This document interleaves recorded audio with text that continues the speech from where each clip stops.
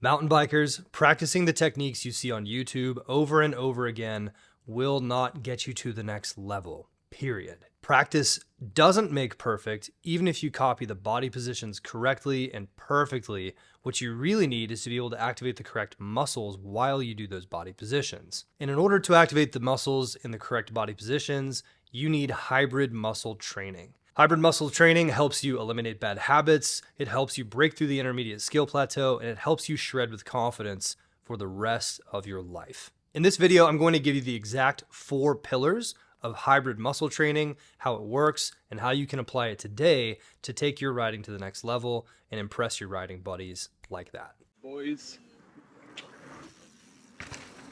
My name is David Davidson.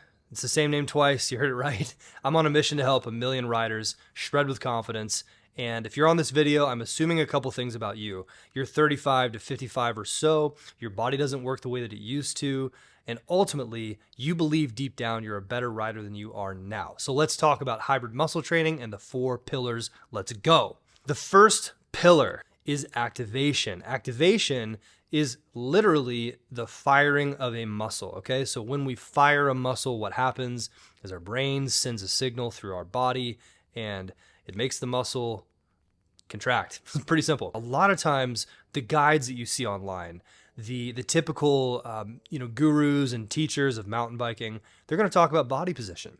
Body position is only as good as your muscle activation. So this is why if you go out there and you try cornering, pushing the bike over and doing bike separation, you try dropping the outside foot, you try keeping your feet level, the reason it doesn't come together for you is because in this process, you specifically have a weak interface between the upper and the lower body. And this isn't entirely your fault. This is actually Western world. A lot of times we sit at work 2, 3, 4 hours a day. We sit in the car a lot. We just sit. When we sit, we deprogram the core from a stabilizer muscle to just a flat out deactivated muscle.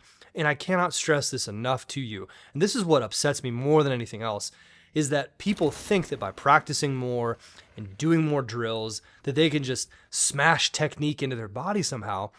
And guys, think about it for a second. The reason why it feels unnatural on the bike is because it is unnatural. You're using the wrong muscles to do the right move. And being really good at the wrong thing is still losing. That's why activation is so important. Now, I have to be honest with you. Activation takes a little bit of work and dedication because when we work off the bike, it translates to on the bike. So one of the most important drills that I talk about a lot on the channel is the horse stance hold. And this is something that I like to recommend because most riders can't do it.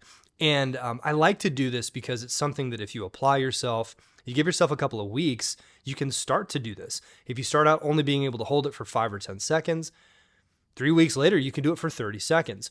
Now, when it comes to activation, what we're doing is we're activating the deep core muscles and allowing them to support the torso.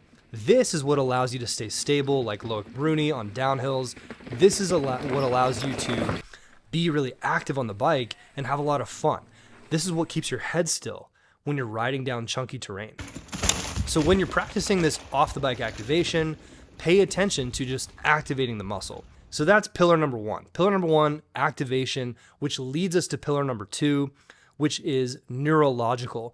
The neurological pillar, and again, I think this is so incredibly important for riders like you. If you want to do drops, if you want to ride over chunky rock gardens, if you want to sail over big jumps, neurological is before we do any of this stuff. The motivation for this should be look at children. The way that kids learn is they just think about something and they can do it. And the reason why they're able to do this is because they don't overthink. They don't have mortgage brain like you and me. I've got mortgage brain. You've got mortgage brain. We should all get together at our houses and have mortgage brain together. It sucks. It's the ability to fire a muscle and for it to be a habit, okay? So when I say stand up, you have a neurological pattern that you follow without thinking about it already, right? If I tell you to, tap your finger on the like button, I'm sorry, I had to. That's pretty good. You got to admit it. Hit the like button.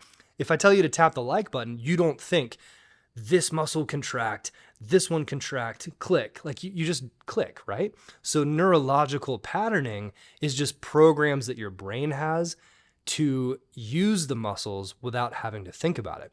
Now this, when we make the bridge from activation to neurological, what happens to riders is it becomes a little bit more inspiring. Now, I do admit that you can force some of this by practicing technique, and that's where the riders get stuck on the intermediate plateau. The big challenge for you as an intermediate rider is to not fall back into creating bad habits. So here's how I recommend taking away old bad habits and forming new ones quickly. It's actually doing everything off the bike. Get a coach, get a functional movement trainer. Look, there's millions of mountain bikers in the world. It would be kind of silly for me to assume that everyone's going to work with me. Yes, we do this. But look, find someone local who's a trainer that you trust. Get them to work on your movement patterns. Get them to work on how you activate those muscles in the main movements of life. Things like hip hinge, the way you bend your torso, things like how you walk, things like how you do a squat.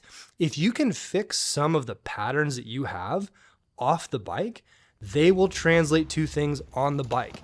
So again, I don't care if you work with me or you work with some other group or you work with a personal trainer local to you. This is one of the most important things that you can do. And if you're listening to me, I'm begging you, again, every time you get on a bike and you want to go fast, the most important thing you can do is to be connected with that bike and do it instinctively. This is the one where we start talking about instincts. So pay close attention to neurological, because when we have the correct patterns off the bike, we automatically apply those patterns to on the bike. Now, next up is functional. Functional is the pillar where we take those automatic patterns and we turn them into compound movements. Now, this is where most guides and fitness programs leave us stuck, because they actually start here without showing you how to reprogram the muscle activation and the neurological process. And so this is the part where we start doing things like kettlebell swings. And then on the bike, this is where we start doing things like getting low for downhill. This is where we're doing things like we're trying to add pressure through the bike. Functional movements are things like your hip hinge, they're things like your squats, they're things like walking, and your functional set of skills is built on the muscle activations and the neurological process. So when you have the other two together, this is where your practice really embeds the two below it.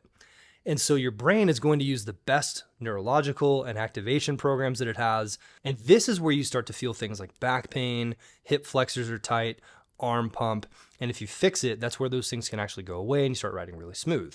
Now, finally, let's bring it home together with technical. Technical is the fourth pillar of mountain bike movement. It's the pillar of athleticism that we all aspire to. Technical is literally cornering drops and jumps and, going up and down gnarly rocks and roots.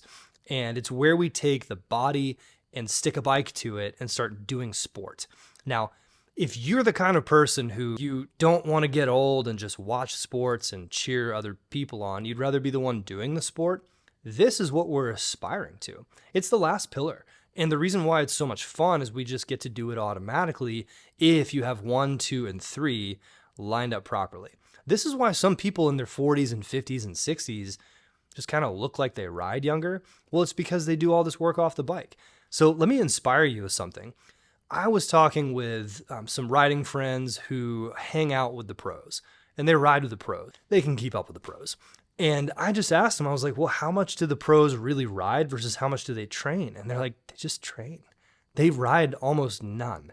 The pros are out there doing 1 and 2 and 3 like it's their religion. They just don't talk about it because they show up on race day and let their work do the talking for them.